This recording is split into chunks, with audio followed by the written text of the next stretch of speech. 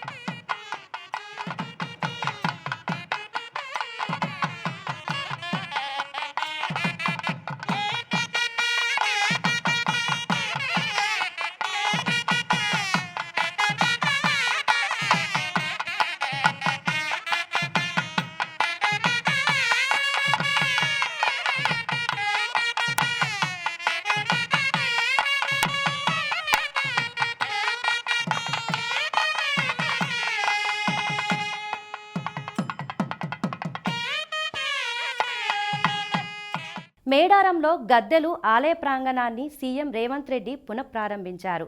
అనంతరం తన కుటుంబంతో కలిసి వనదేవతలు సమ్మక్క సారలమ్మను దర్శించుకున్నారు.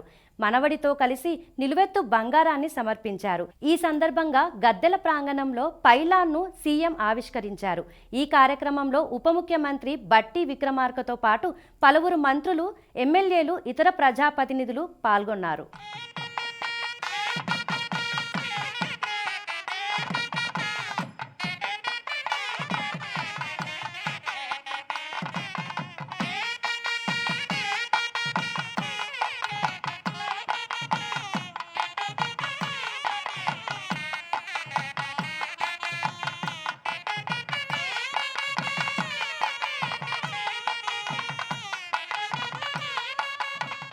మేడారానికి భక్తజన సందోహం కొనసాగుతోంది. మహాజాతర సమీపిస్తుండడంతో ముందుగానే వేలాది మంది భక్తులు, బంధుమిత్రులు కుటుంబ సమేతంగా వచ్చి సమ్మక్క సారలమ్మ దేవతలను దర్శించుకుంటున్నారు. ముందుగా జంపన్న వాగులో పుణ్యస్నానాలు ఆచరిస్తున్నారు. మొక్కులో భాగంగా కళ్యాణకట్ట వద్ద తలనీలాలు సమర్పిస్తున్నారు. అక్కడి నుంచి గద్దెల వద్దకు చేరుకొని దేవతలను దర్శించుకుంటున్నారు. తల్లులకు సారే, పసుపు, కుంకుమ, పూలు, పండ్లు, వడిబియ్యం, ఎత్తుబెల్లం సమర్పించి మొక్కులు చెల్లించుకుంటున్నారు. అలంపూర్లోని శ్రీ జోగులాంబ బాలబ్రహ్మేశ్వర స్వామి క్షేత్రంలో 21వ బ్రహ్మోత్సవాలు ప్రారంభమయ్యాయి. గణపతి పూజ, పుణ్యాహవాచనం, ఋత్విక్ వరుణం, మహాకలశ స్థాపన అనంతరం యాగశాల ప్రవేశంతో అధికారులు ఈ వేడుకలకు శ్రీకారం చుట్టారు. ఈ ఉత్సవాలు 5 రోజుల పాటు కొనసాగుతాయి. 5 రోజుల పాటు 1008 కలశాలకు ప్రతిరోజు ఆవాహన పూజలు చేస్తారు. చివరి రోజైన 23న వసంత పంచమి సందర్భంగా అమ్మవారిని పంచామృతాలతో అభిషేకిస్తారు.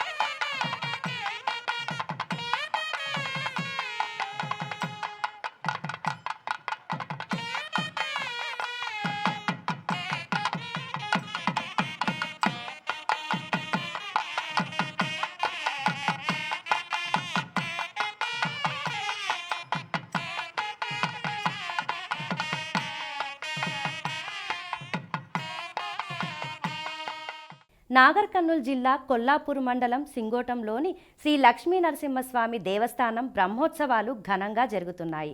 ఉత్సవాల్లో భాగంగా తొలుత స్వామి అమ్మవార్లకు విశేష పూజలు చేశారు. అనంతరం సుందరంగా అలంకరించిన మహారథంలో కొలువుదీర్చి నిర్వహించిన గ్రామోత్సవాన్ని తిలకించిన భక్తులు పులకితులయ్యారు. భక్తులు స్వామివారి నామస్మరణ నడుమ రథం ముందుకు సాగింది. లక్ష్మీదేవమ్మ గుట్ట వద్దకు రథం చేరుకున్న అనంతరం పూజలు నిర్వహించారు. అనంతరం ప్రధాన ఆలయం వద్దకు రథాన్ని చేర్చారు. తిరుమల క్షేత్రం శ్రీవారి రథసప్తమి వేడుకలకు ముస్తాబవుతోంది. ఒక్కరోజు బ్రహ్మోత్సవంగా పేర్కొనే రథసప్తమి పర్వదినాన శ్రీవారు సప్తవాహనాలపై మాడవీధుల్లో విహరిస్తూ భక్తులను అనుగ్రహిస్తారు. ప్రతి ఏటా వార్షిక బ్రహ్మోత్సవాల సందర్భంగా 9 రోజుల పాటు శ్రీవారు 16 వాహనాలపై మాడవీధుల్లో విహరిస్తూ భక్తులకు అభయప్రదానం చేస్తే, రథసప్తమి పర్వదిన వేళ ఒకే రోజున శ్రీవారు 7 వాహనాలపై విహరిస్తూ భక్తులకు కనువిందు చేస్తారు. కలియుగ ఇలవైకుంఠమైన తిరుమలలో రథసప్తమి వేడుకలకు టీటీడీ సర్వం సిద్ధం చేసింది. సకల జనులకు ప్రత్యక్ష నారాయణుని జన్మదినమైన సూర్య జయంతి రోజున రథసప్తమి వేడుకలను నిర్వహించడం ఆనవాయితీ. 25వ తేదీన సూర్యోదయ వేళ సూర్యప్రభ వాహనంపై ప్రారంభమయ్యే గోవిందుడి వాహన సంరంభం రాత్రికి జరిగే చంద్రప్రభ వాహనంతో ముగుస్తుంది. భక్తవత్సలుడైన శ్రీనివాసుడు ఒకే రోజు సూర్యప్రభ, చిన్నశేష, గరుడ, హనుమంత, కల్పవృక్ష, సర్వభూపాల, చంద్రప్రభ వాహనాలపై మాడవీధుల్లో విహరిస్తూ భక్తులను కటాక్షిస్తారు. తిరుమల శ్రీవారాలయంలో రథసప్తమి పర్వదినాన్ని పురస్కరించుకొని ఈ నెల 25వ తేదీన అత్యంత వైభవంగా సప్తవాహనాలపైన శ్రీవారికి వాహన సేవలు నిర్వహించబడతాయి.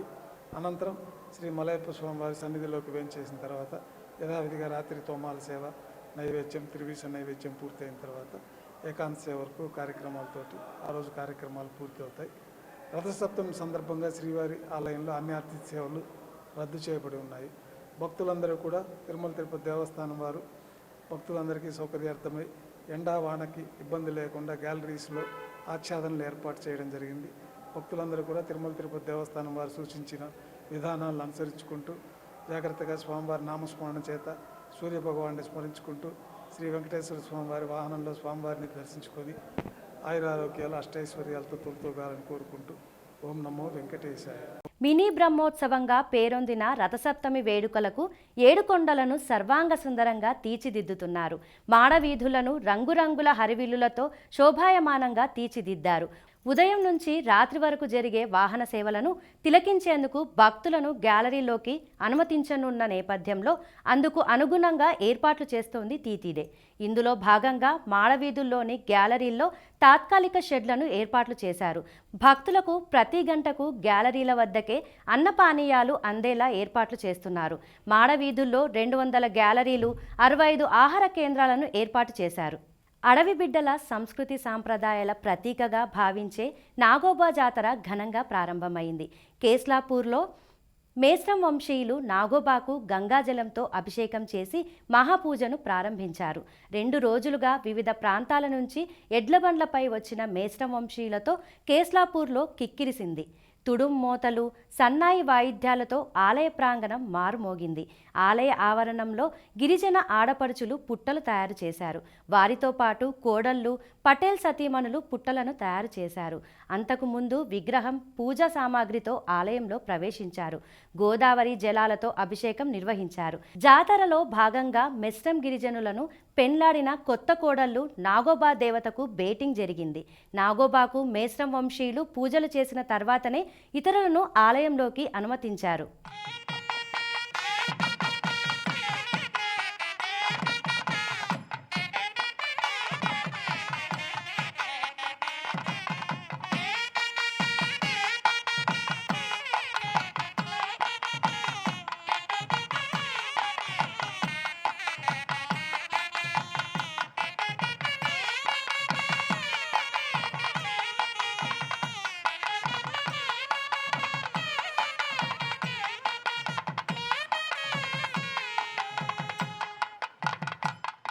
ఈ నెల 23న మాఘశుద్ధ పంచమి.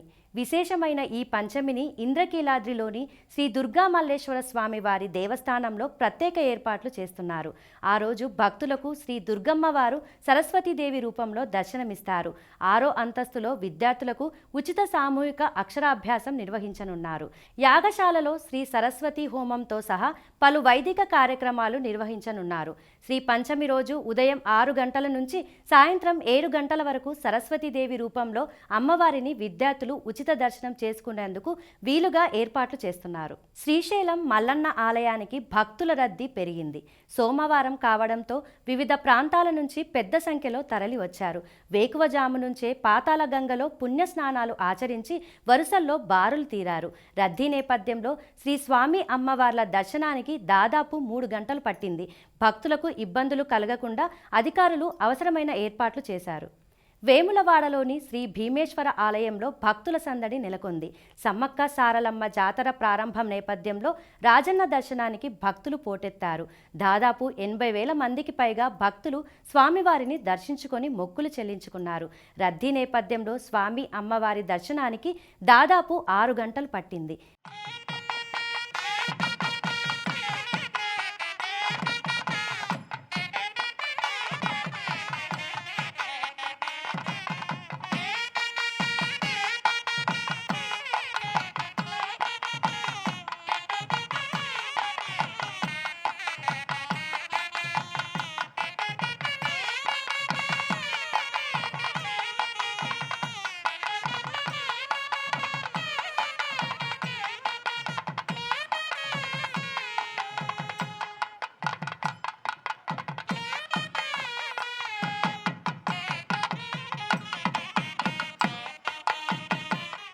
బాపట్ల జిల్లా పేరాలలోని శ్రీ భద్రావతి సమేత శ్రీ భావనా ఋషి దేవస్థానంలో బ్రహ్మోత్సవాలు ఘనంగా జరుగుతున్నాయి. ఉత్సవాల్లో భాగంగా నిర్వహించిన రథోత్సవం నేత్రపర్వం అయ్యింది. విశేష పూజల అనంతరం స్వామివార్లను మహారథంలో కొలువు తీర్చారు. మేళతాళాలు, మంగళ వాయిద్యాల నడుమ స్వామివారు మాడవీధుల్లో విహరిస్తూ భక్తులకు అభయప్రదానం చేశారు. పద్మశాలి బహుత్తమ సంఘం ఆధ్వర్యంలో నిర్వహించిన ఈ కార్యక్రమంలో అనేక మంది భక్తులు పాల్గొన్నారు. భిన్న సంస్కృతి సంప్రదాయాల సమ్మేళనం అస్సాం. అధికారికంగా గుర్తింపు పొందిన తెగలే 23 ఉన్నాయక్కడ. వారిది ఒక్కొక్కరిది ఒక్కో నృత్య ప్రత్యేకం.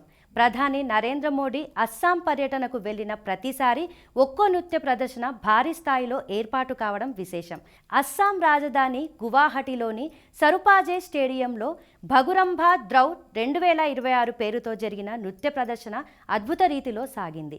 ఈ చారిత్రాత్మక కార్యక్రమంలో దాదాపు 10,000 మందికి పైగా బోడో కళాకారులు ఒకే సమయంలో ఒకే విధంగా నృత్య ప్రదర్శన చేసి ఆకట్టుకున్నారు. ప్రధాని నరేంద్ర మోడీ కూడా ప్రత్యేకంగా ఆ ప్రదర్శనను తిలకించి అబ్బరపడ్డారు. ఎక్స్ వేదికలో ఆ ప్రదర్శనను ప్రశంసించారు.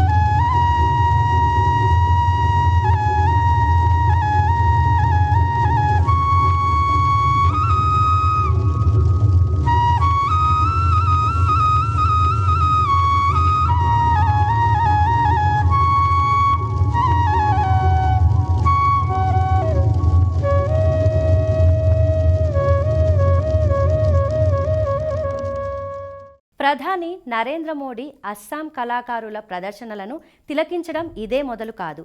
సరిగ్గా 10 నెలల కిందట అస్సాంలో పర్యటించిన సందర్భంలో 8,000 మందికి పైగా కళాకారులు ప్రదర్శించిన జుమాయిర్ బినందిని కార్యక్రమాన్ని వీక్షించి కళాకారులపై, నిర్వాహకులపైన ప్రశంసలు కురిపించారు.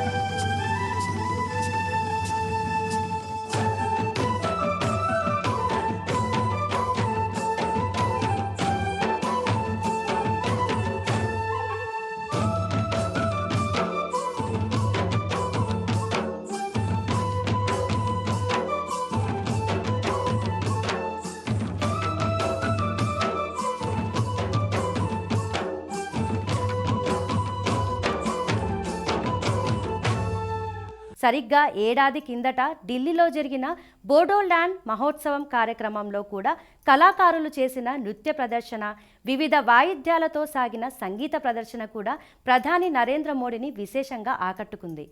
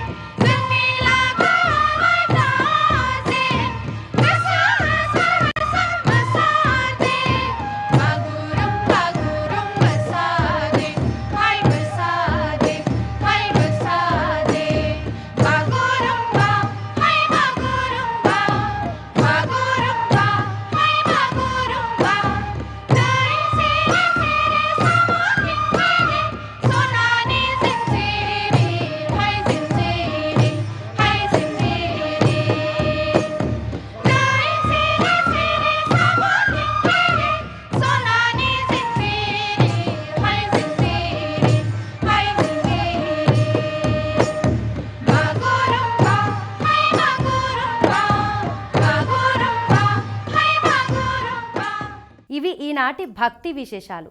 తదుపరి ఆధ్యాత్మిక వార్తావాహిని భక్తి విశేషాల్లో మళ్ళీ కలుద్దాం. అంతవరకు సెలవు. నమస్కారం.